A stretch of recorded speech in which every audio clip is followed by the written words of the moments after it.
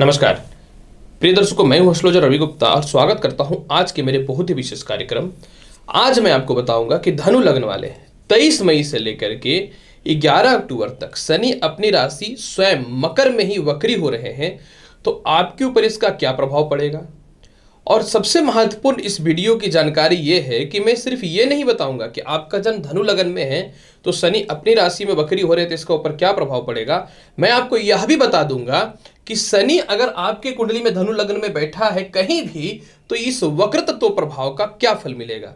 Generally लग्न पे कोई भी वीडियो बनती है तो ये बता दिया जाता है कि आपके ऊपर इस शनि का वक्री का प्रभाव ये पड़ेगा, या शनि राशि परिवर्तन उच्च कुछ भी स्थितियां गोचर की स्थापित होती हैं तो बता दिया जाता है। लेकिन आज मैं आपको बताऊंगा कि आप अपनी पत्रिका स्वयं खोलिएगा और देखिएगा कि मेरी कुंडली में शनि कहां बैठा हुआ है और ये वक्र तत्व जो होगा तो इसका प्रभाव क्या पड़ेगा। प्रिय दर्शकों, देखिए सबसे महत्वपूर्ण जानकारी देखिए क्या है कि शनि वर्तमान समय में अभी मकर राशि में चल रहे हैं। मकर राशि के स्वामी खुद शनि होते हैं। ज्योतिष शास्त्र कहता है कि कोई भी ग्रह अपनी राशि में रहता है तो शुभ फलदायी होता है। और एक यहां पे महत्वपूर्ण जानकारी को समझिएगा कि अगर शुभ फलदायी होता है तो शनि मान सम्मान, कारोबार, पद उन्नति, कर्म क्षेत्र को आगे बढ़ाने के कारक होते हैं। यही नहीं, शनि जो होते हैं इंसान के जीवन में उसके आयु और मृत्यु को भी अधिनिष्ठ करते हैं। कोई भी तरह की हार्ट से रिलेटेड, गले से रिलेटेड, पेट से रिलेटेड, पैरों के कष्ट से रिलेटेड या किसी भी प्रकार की लाइलाज बीमारी अगर डेवलप होती है तो इसके पीछे शनि का बहुत महत्वपूर्ण भूमिका रहता है। लेकिन ऐसा नहीं हो पाया क्योंकि शनि ठीक है मकर राशि में वक्री हो रहे हैं, लेकिन यहां पे एक चीज ये देखना है कि है तो मकर राशि में, तो फिर शनि का फल इतना बढ़िया क्यों नहीं मिला। शनि का फल इतना बढ़िया इसलिए नहीं मिला क्योंकि शनि के ऊपर जो है वर्तमान समय में गोचर में राहु की दृष्टि है। अभी गोचर में राहु जो है कहां विराजमान चल रहा है, तो गोचर में राहु जो है वृषभ राशि पे चल रहा है और वृषभ राशि से सीधा 9 घर ऊपर जाएंगे तो शनि के ऊपर इनकी 9वीं दृष्टि है। ज्योतिष शास्त्र कहता है कि कोई भी पापी ग्रह की दृष्टि अगर पापी ग्रह पे होता है तो उसका शुभता फल पूर्ण रूपेण समाप्त हो जाता है। यही तो कारण है कि जो भी व्यक्ति फैक्ट्री से रिलेटेड, लोहे से रिलेटेड, कारखाने से रिलेटेड, शिक्षण संस्थान से रिलेटेड, चमड़े के व्यवसाय से रिलेटेड, बिल्डिंग मटेरियल या बिल्डिंग या प्रॉपर्टी के काम से रिलेटेड, कोयला पेट्रोलियम पदार्थ से रिलेटेड, पुरातात्विक शास्त्र से रिलेटेड जो भी व्यक्ति रहे हैं, अगर बात करेंगे तो ये और पिछले वर्ष के भी, तो आप देखिए कि शनि इन सभी क्षेत्र वालों के लिए संघर्ष के अलावा कुछ नहीं दिया। बहुत हद तक पॉलिटिशियन के भी क्षेत्र की बात कर सकता हूं, मंत्रालय पद वगैरह की बात कर सकता हूं। ड्यूटी रीजन ये रहा क्योंकि राहु जो है सीधा जो है वो शनि को देख रहा है। यही कारण है कि शनि का फल बहुत अच्छा नहीं मिला। अब देखिए जब शनि वक्री हो जाएगा तो ज्योतिष शास्त्र कहता है कि कोई भी पापी ग्रह अगर वक्री होता है तो उसके प्रभाव में वृद्धि आता है। ज्योतिष शास्त्र यह भी कहता है कि कोई भी ग्रह अगर वक्री होता है तो एक घर पहले के भी फल को देना चालू कर देता है, क्योंकि एक राशि से वो पीछे की ओर लौटता है जबकि वो रहता उसी राशि पे है। इसके अलावा कुछ शास्त्रों में यह भी वर्णन है कि जब भी कोई ग्रह वक्री होता है तो उस ग्रह के शुभता फल में वृद्धि देखने को मिलता है अगर वह ग्रह अपनी राशि का है तो।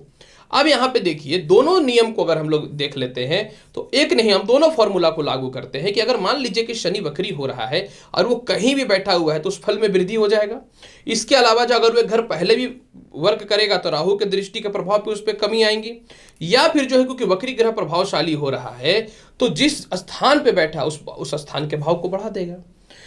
जब धनु लग्न वाले शनि वक्री होंगे तो शनि आपकी कुंडली के द्वितीय स्थान में विराजमान रहेंगे। तो ये पहली वीडियो जो है मैं बता रहा हूं कि द्वितीय घर का भी फल बता रहा हूं और धनु लग्न आपके ऊपर शनि का जो वक्री तत्व का प्रभाव होगा क्या पड़ेगा। तो जब शनि वक्री होगा तो सबसे पहले आपके परिवार के लोगों से तालमेल जो खराब हो रहे थे वो सुधर जाएंगे।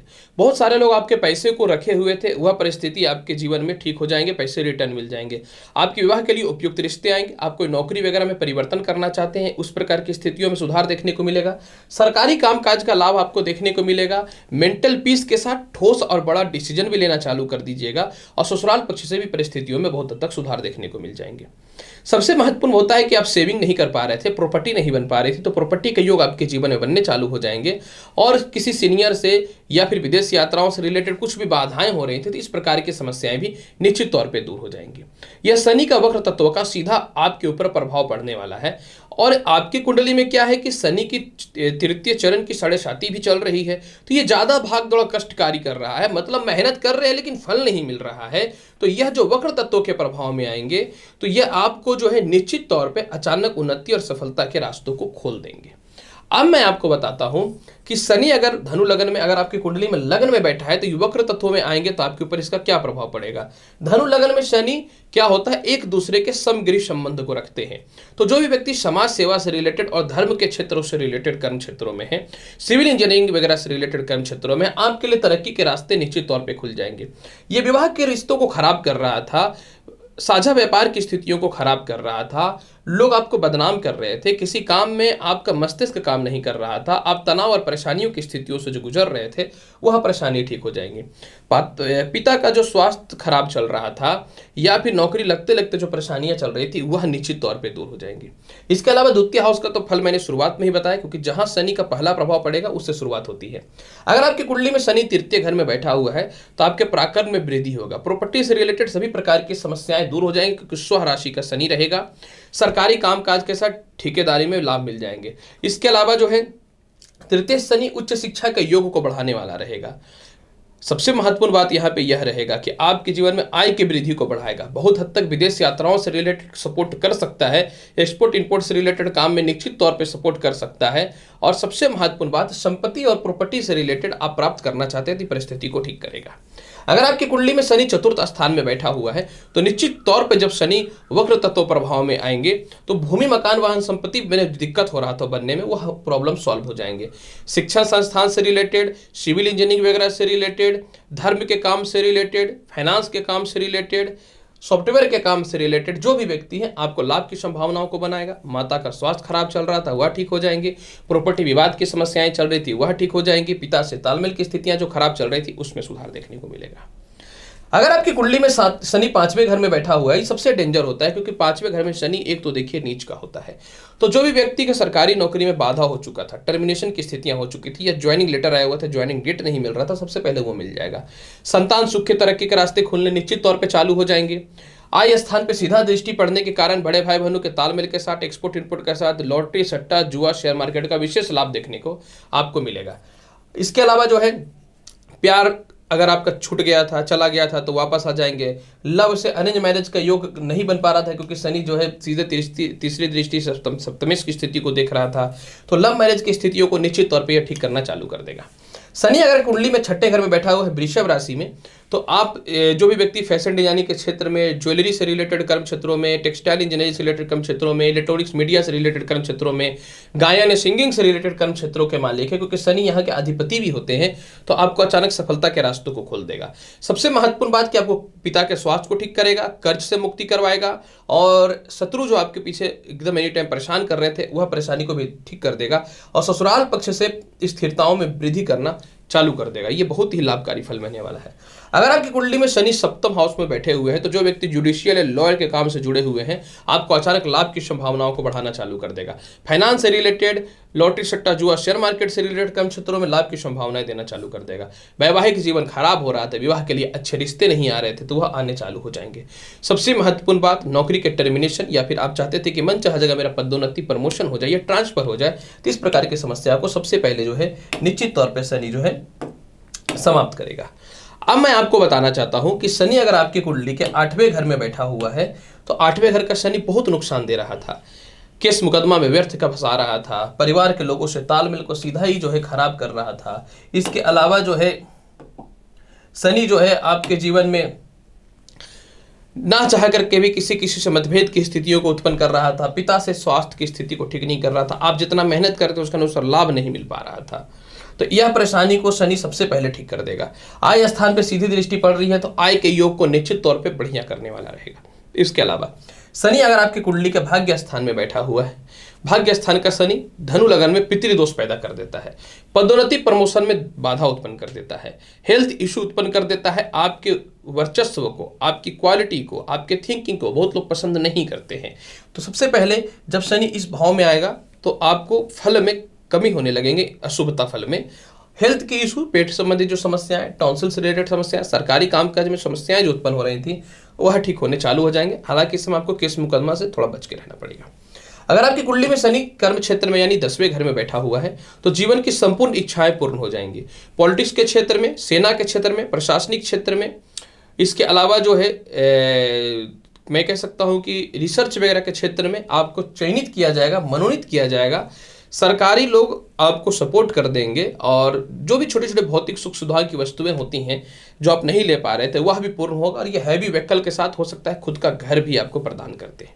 अगर आपकी कुंडली में शनि आय स्थान में बैठा हुआ है तो उच्चस्थ शनि आपको विदेश यात्रा के रास्ते को खोल देगा, एक्सपोर्ट इंपोर्ट के लाभ दे देंगे। संतान के स्वास्थ्य संबंधित थोड़ी परेशानियां चल रही थी क्योंकि शनि जब तुला राशि में बैठेगा तो नीच दृष्टि से संतान हाउस को देखता है, तो आपका संतान संबंधी जो कष्ट की स्थितियां चल रही थी, संतान संबंधी जो अस्थिरताएं चल रही थी, संतान संबंधी जो परेशानियां चल रही थी, यह परेशानी दूर हो जाएंगी। आपको कंटिन्यू शेयर मार्केट वगैरह में लॉस की स्थितियां जो उत्पन्न हो रही थी वह परेशानी दूर हो जाएंगी।